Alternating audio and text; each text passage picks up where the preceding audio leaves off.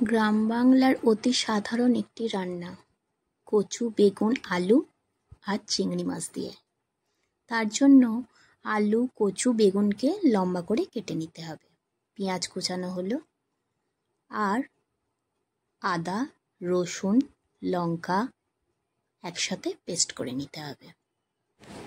এরপর কড়াইতে তেল দিয়ে কুচানো পেঁয়াজগুলো দিয়ে ভালো করে ভেজে নিয়ে আদা রসুন লঙ্কা বাটাটা দিয়ে ভালো করে নাড়াচাড়া করতে হবে। ভালো করে ভাজা হয়ে গেলে এর মধ্যে হলুদ গুঁড়ো লঙ্কা গুঁড়ো জিরে গুঁড়ো ধনে গুঁড়ো দিয়ে ভালো করে মশলাটা ভাজতে হবে। ভাজা হয়ে গেলে তার মধ্যে জল ঢেলে নিয়ে খুব সুন্দর করে কষিয়ে নিতে হবে।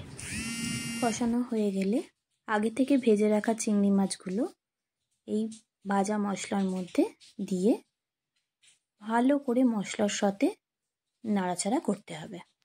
নাড়াচাড়া করা হয়ে গেলে কচু আর আলুটা এই মিশ্রিত মশলার মধ্যে দিয়ে দিতে হবে। দিয়ে দেওয়ার পর ভালো করে নাড়াচাড়া করার পর জল ও পরিমাণ মতো নুন দিয়ে ঢাকা দিয়ে দিতে হবে। মিনিট 15-20 পর ঢাকা খুলে আগে থেকে ভেজে রাখা বেগুনগুলো এই মিশ্রণটার মধ্যে দিয়ে দিলেই রেডি হয়ে গেল চিংড়ি মাছ দিয়ে কচু বেগুন আলুর তরকারি, যা খেতে খুবই সুস্বাদু। আমার ভিডিওটা কেমন লাগলো আমাকে কমেন্ট করে জানাবেন আর আমাকে সাবস্ক্রাইব করে লাইক কমেন্ট করে সাহায্য করবেন। ধন্যবাদ সকলকে।